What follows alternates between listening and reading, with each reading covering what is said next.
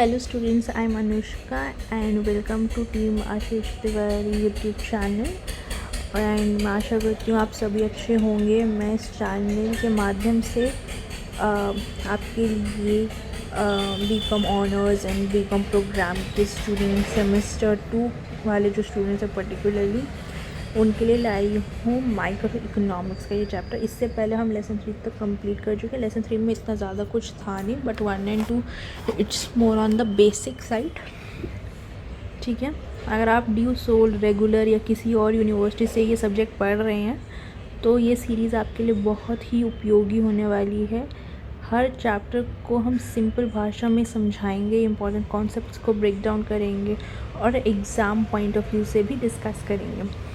सो students, अगर आप the SOL regular NCWEB and other किसी भी सब्जेक्ट को समझना चाहते हैं आसानी से तो इस चैनल को सब्सक्राइब ज़रूर कीजिए, वीडियो को लाइक कीजिए और अपने दोस्तों के साथ शेयर करना ना भूलें। एंड सोल से रिलेटेड डेली अपडेट्स के लिए आप सभी हमारा व्हाट्सएप चैनल फॉलो कर लीजिए।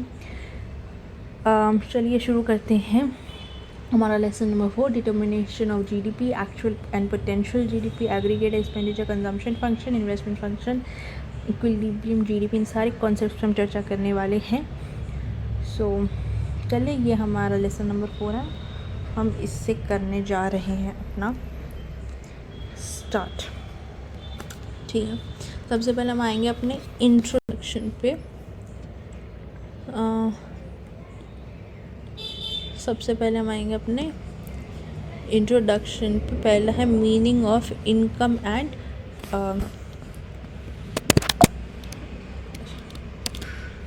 Meaning of income and determination. Income determination का मतलब क्या है? पहले तो इस यूनिट में हम समझेंगे कि कैसे जो लेवल हैं, किस चीज़ के लेवल है, नेशनल इनकम, एक second, national income and output के। ठीक है, ये एक क्या डिटरमाइन करता है? ये पहली बार जो नेशनल इनकम है ना, जो लेवल है नेशनल इनकम और उसके आउटपुट का, वो डिटरमाइन करती है उसकी इकोनॉमी। ठीक है, ये इट फोकसेस ऑन कैसे टोटल डिमांड या फिर एग्रीगेट डिमांड, जो भी टोटल डिमांड है एक हमारी क्या कहते हैं इकोनॉमी में, और जो टोटल सप्लाई है वो कैसे इंटरेक्ट करती है। अब देखो, ओके, देखिए, अगर ये मैं आपको बताऊं, अगर ये मेरा ग्राफ है तो यहाँ डिमांड और मेरा सप्लाई, ये जहाँ पे मीट करेंगे वो मेरा क्या होगा, इक्विलिब्रियम पॉइंट, और वही मेरा प्राइस भी डिसाइड करता है। ओके, यही मेरा प्राइस भी डिसाइड करता है। ओके, तो यहाँ हम उसी की बात कर जहाँ इंटरेक्ट करेगी, क्या करेगी, इंटरेक्ट करेगी। तो उस लेवल पे हमारा इनकम डिसाइड होगा, आउटपुट डिसाइड होगा, एम्प्लॉयमेंट भी डिसाइड होगा। उसके बाद जो इम्पोर्टेंस क्या है हमारी एग्रीगेट डिमांड की, यहाँ पर हम कीनीशियन थ्योरी की भी बात पढ़ेंगे, जो हम लास्ट चैप्टर में हमने जो पढ़ा था कीनीशियन थ्योरी क्या है, हम उसके बारे में भी पढ़ेंगे। जब हम शॉर्ट रन की बात करते हैं, यानी हम बहुत सालों की बात नहीं करें, शॉर्ट रन की बात करें, तो जो लेवल ऑफ आउटपुट होता है एक इकोनॉमी के अंदर, वो मेनली हमारा एग्रीगेट डिमांड पे हमारा करता है। एग्रीगेट डिमांड मतलब टोटल डिमांड हमारी होती है गुड्स एंड सर्विसेज की। अगर तो डिमांड हाई है, अगर डिमांड हाई है तो फर्म क्या करेगी, ज़्यादा प्रोड्यूस करेगी और एम्प्लॉयमेंट भी इंक्रीज होगी। अगर एम्प्लॉयमेंट लो है, अगर एम्प्लॉयमेंट है तो प्रोडक्शन और ये क्या कहते हैं, प्रोडक्शन कम होगी, प्रोडक्शन और एम्प्लॉयमेंट दोनों की दोनों फॉल करेंगी। ठीक है, रोल क्या है किसका, कीनीशियन थ्योरी का रोल क्या है?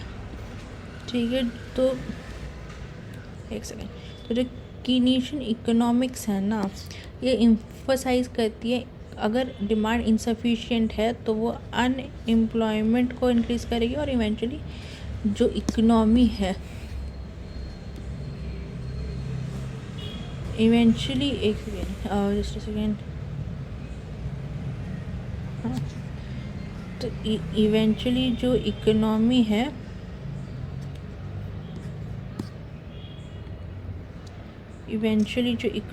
है वो स्लो डाउन होके शट डाउन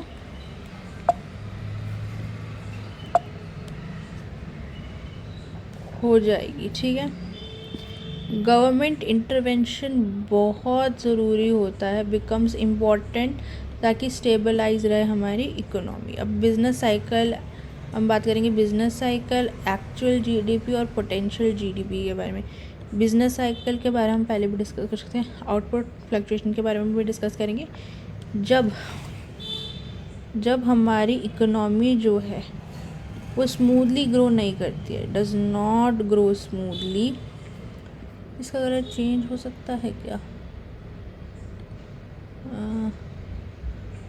बेटा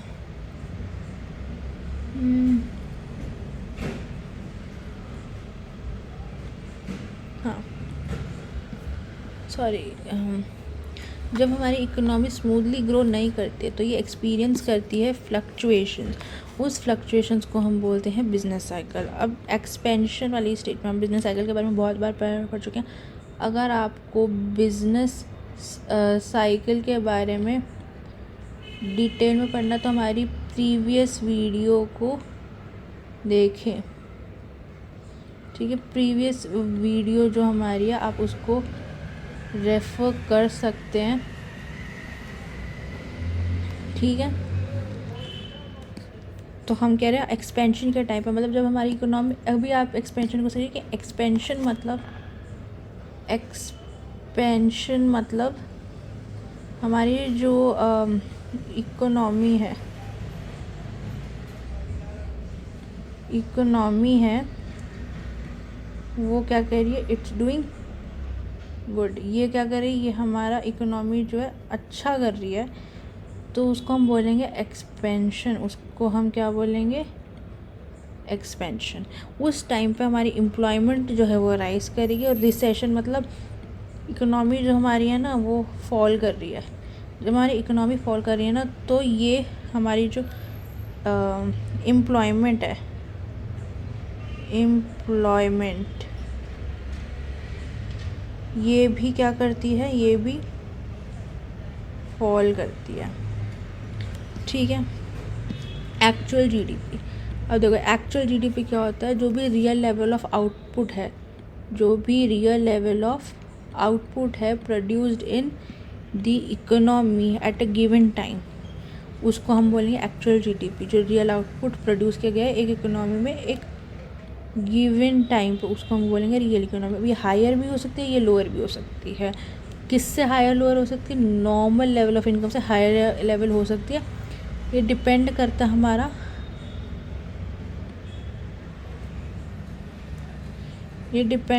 हमारा इकोनॉमिक कंडीशंस पे। पोटेंशियल जीडीपी क्या है, जो अभी उस लेवल पे नहीं है, पर हाँ ये पहुंच सकते हैं अगर रिसोर्सेज फुल्ली और एफिशिएंटली यूटिलाइज हों तो।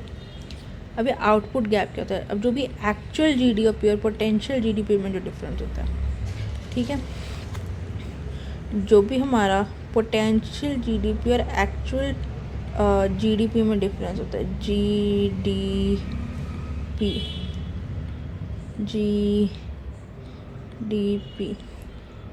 इसमें जो भी डिफरेंस होता है इसको हम बोलते हैं आउटपुट गैप। ठीक है, इसको हम बोलेंगे आउटपुट गैप। अब अगर हमारी जो जीडीपी है, अगर एक्चुअल जीडीपी है वो कम है हमारी पोटेंशियल जीडीपी, तब तो रिसेशन होता है, तब आता है रिसेशन। लेकिन एक्चुअल जीडीपी ज़्यादा, पोटेंशियल जीडीपी, तब हमारा होता है इन्फ्लेशनरी गैप। ये दोनों क्या है, हमारे इम्पोर्टेंट पॉइंट है।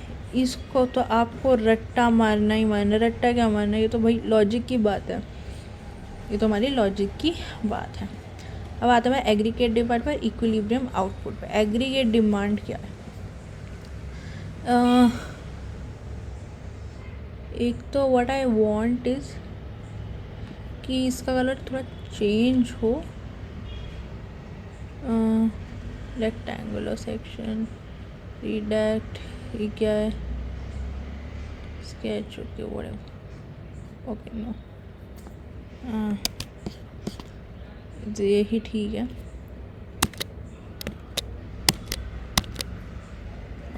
एग्रीगेट डिमांड जो है वो टोटल डिमांड होती है गुड्स की और जो गुड्स एंड सर्विसेज की। जब भी, अच्छा मैं वैसे बहुत बार बता चुकी हूँ, पर जब भी हम इकोनॉमिक्स की बात करते हैं तो उस इकोनॉमिक्स में हम सिर्फ गुड्स की बात नहीं करते, हम सिर्फ उसमें गुड्स की बात नहीं करते, हम उसमें गुड्स एंड सर्विसेज की बात करते हैं। ठीक है, किसकी बात है? गुड्स एंड सर्विसेज की बात करते हैं। ठीक है, तो एग्रीगेट डिमांड क्या होता है? टोटल डिमांड होता है। टोटल डिमांड होता है गुड्स एंड सर्विसेज की एक इकोनॉमी में at a given level of income. At एक गिवन लेवल ऑफ इनकम पे हमारी जो भी डिमांड है, टोटल डिमांड है गुड्स एंड सर्विसेज की। अब इसमें कौन कौन से डिमांड को हम इंक्लूड, हम हाउस होल्ड की डिमांड को इंक्लूड करते हैं, फर्म्स की डिमांड को इंक्लूड करते हैं, गवर्नमेंट और फॉरेन सेक्टर की डिमांड को इंक्लूड करते हैं। अब इसके कंपोनेंट्स क्या क्या हैं? एक सेकेंड आप रुकेंगे, एक सेकेंड। इसके कंपोनेंट्स क्या क्या हैं? कंपोनेंट्स हमारा आ गया, कंजम्पशन आ गया जिसको हम सी से रिप्रेजेंट करते हैं, इन्वेस्टमेंट आ गया जिसको आई से रिप्रेजेंट करते हैं, गवर्नमेंट स्पेंडिंग आ गई जिसको हम डी से रिप्रेजेंट करते हैं, एंड नेट एक्सपोर्ट्स। ये जो एक्स है ना, ये हमारा हो गया एक्सपोर्ट, सॉरी एक्स हमारा आ गया एक्सपोर्ट। ये एम क्या आ गया? एम हमारा क्या आ गया? इम्पोर्ट। ठीक है, अब डिटर्मिनेशन ऑफ इक्विलिब्रियम आउटपुट। ठीक है, इक्विलिब्रियम आउटपुट क्या होता है? Is the level of output where aggregate demand जो है हमारा टोटल आउटपुट यानी इनकम से बराबर होता है। इनकम को हम यूजुअली वाई से रिप्रेजेंट करते हैं। तो मैं क्या कहना है, जब हमारी इनकम इक्वल होती है किसके? एग्रीगेट डिमांड के, इस रिलेशनशिप को हम कहते हैं इक्विलिब्रियम आउटपुट। इस लेवल पे कोई टेंडेंसी नहीं होती आउटपुट के चेंज होने की। इक्विलिब्रियम आउटपुट और national income identity. National income identity क्या होता है? बेसिकली एक रिलेशनशिप है वाई, बेसिकली ये हमारी हो गई हमारा आउटपुट या फिर आप कह लो इनकम। इसमें कंजम्पशन इनकम या सॉरी ये नहीं होगा, हाँ इन्वेस्टमेंट होगी,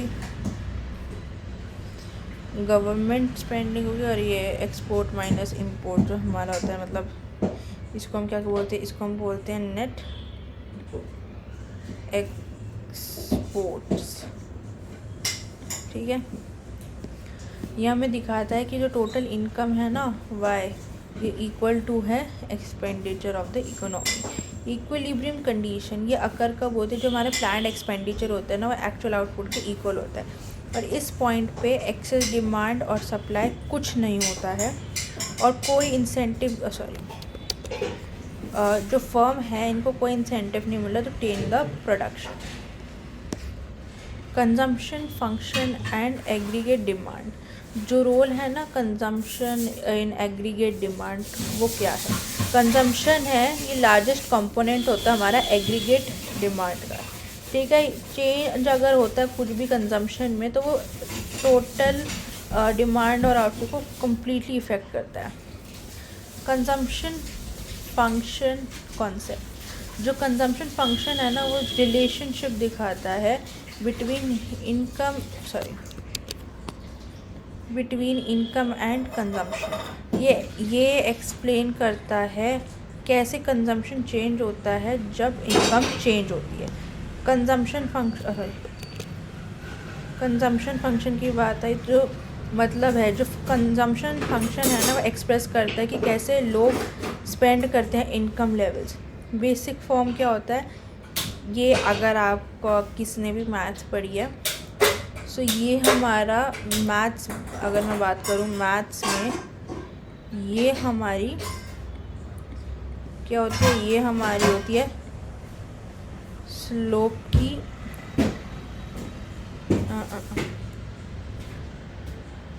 ये हमारी होती है स्लोप की इक्वेशन, ठीक है।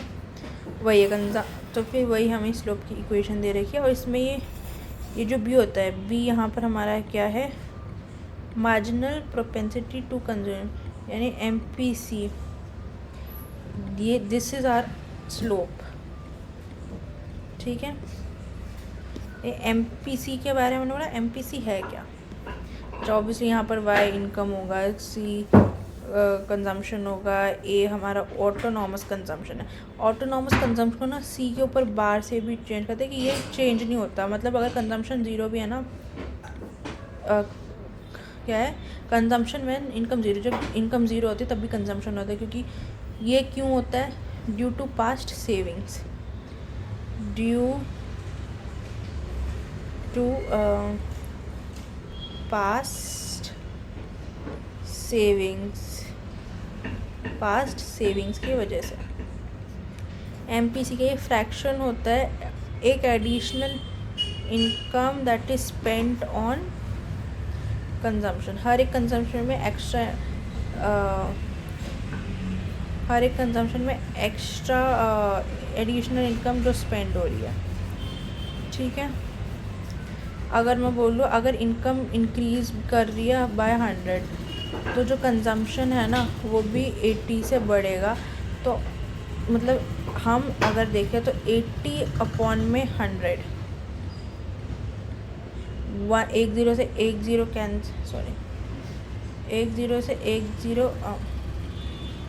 कैंसिल, तो ये नीचे एक और 10 बचाया तो 0.8 आया। कंजम्पशन एंड सेविंग, जो रिलेशनशिप है कंजम्पशन एंड सेविंग्स के बीच में, तो वो हम दिखाते हैं Y = C+S। इनकम हमारा कंजम्पशन और सेविंग्स का ही एडिशन हुआ ना। अब इस इक्वेशन से हम कभी भी कंजम्पशन, ये वाली जो इक्वेशन है ना, इससे हम कहीं से भी कंजम्पशन और सेविंग कुछ भी निकाल सकते हैं, ठीक है। और इसको इधर रखते हैं, ओके। हाँ, सेविंग्स फंक्शन, सेविंग क्या होता है, एक पार्ट होती है हमारी इनकम की जो कि हम स्पेंड नहीं करते हैं हमारी कंजम्पशन पे, और ये इंक्रीज़ होती रहती है जैसे जैसे हमारी इनकम इंक्रीज़ होती है। फिर एक आता है ना MPS, मार्जिनल प्रोपेंसिटी सेम। तो बेसिकली आपको एक पहली तो बात, आपको ये रिलेशनशिप याद रखना है, आपको ये रिलेशनशिप याद रखना है कि MPC की, हमारा जो MPC है और MPS है वो इक्वल टू हमारा 1, या फिर हम इसको इक्वल टू 100% भी मान सकते हैं। MPS है एक फ्रैक्शन ऑफ एडिशनल इनकम जो कि सेव किया गया है, ठीक है, जैसे हमने पढ़ा। ओके, सो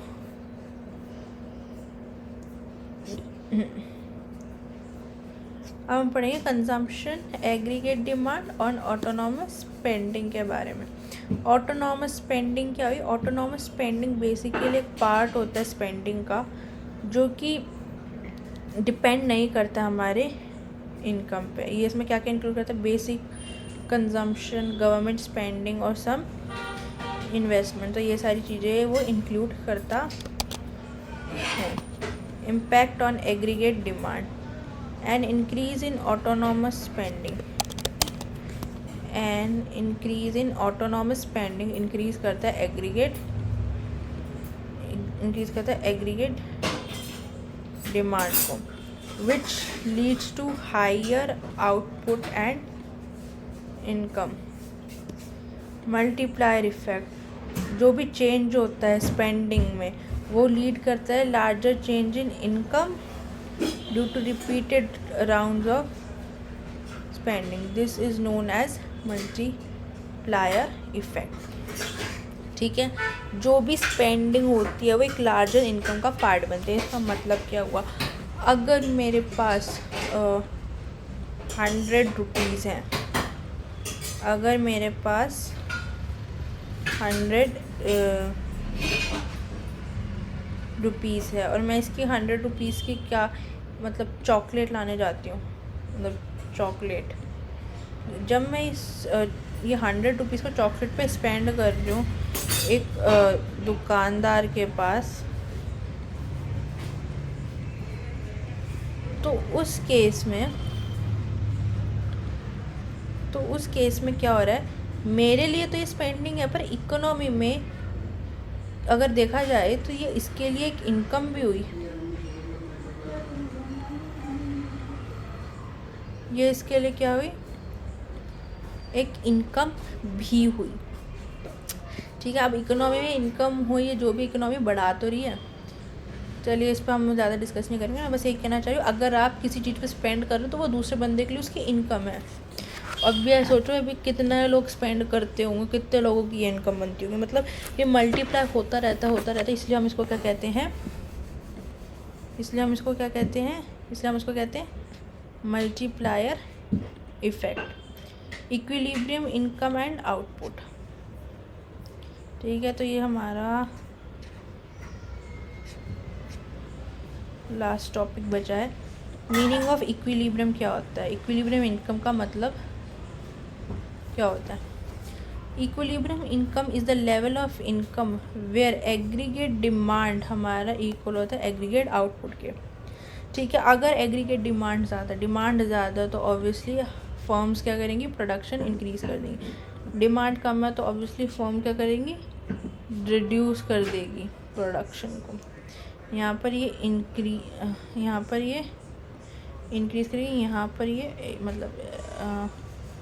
यहाँ पर ये रिड्यूस कर देगी। स्टेबिलिटी ऑफ इक्विलिब्रियम, जो इक्विलिब्रियम लेवल है ना वो स्टेबल रहता है, और अगर कोई भी डिविएशन होता है automatic brings the economy to equilibrium, वो ऑटोमेटिकली अगर कोई डेविएशन होता है तो इक्विलिब्रियम पे आ जाता है।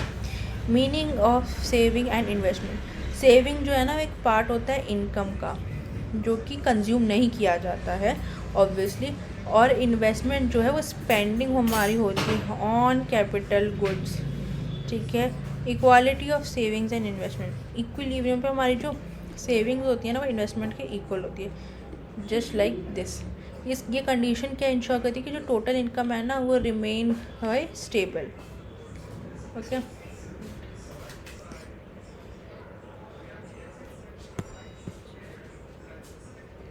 Role in income and determination, if investment increase तो इनकम भी इंक्रीज़ करेगी। अगर सेविंग इंक्रीज़ होगी तो without matching increase in investment income fall होगी। क्योंकि आप खुद सोचो, आपके पास अगर 100 रुपये आ रही है आपकी इनकम, ठीक है, और इन्वेस्टमेंट भी ऑब्वियसली अगर आपकी इंक्रीज़ होगी ही होगी, तो मान लो आप 50 रुपये अगर स्पेंड कर रहे हो तो मान लीजिए आप 30 रुपये सेव कर रहे हो, मतलब 30 रुपये से मतलब इन्वेस्ट कर रहे हो। मान लो अगर सेविंग इंक्रीज़ हो जाती है हमारी, ठीक है, और हम उसको मैचिंग के साथ इन्वेस्टमेंट के साथ मैच नहीं करते तो इनकम हमारी ऑटोमेटिकली फॉल हो रही है।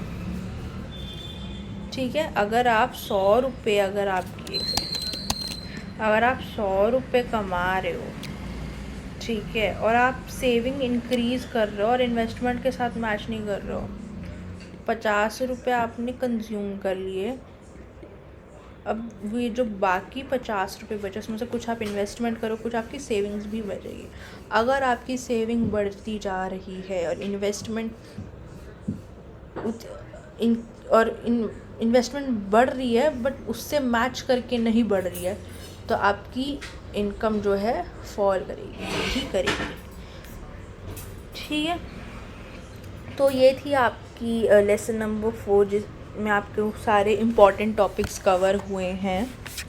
एंड अगर आपको ये नोट्स चाहिए होंगे तो आप हमारे टेलीग्राम चैनल को ज्वाइन कर लीजिए, वहाँ आपको ये नोट्स मिल जाएंगे। एंड अगर किसी भी स्टूडेंट का कोई भी क्वेरी या डाउट हो तो आप कमेंट सेक्शन में या हमारे इंस्टा पेज को फॉलो करके पूछ सकते हैं डेली अपडेट्स के लिए।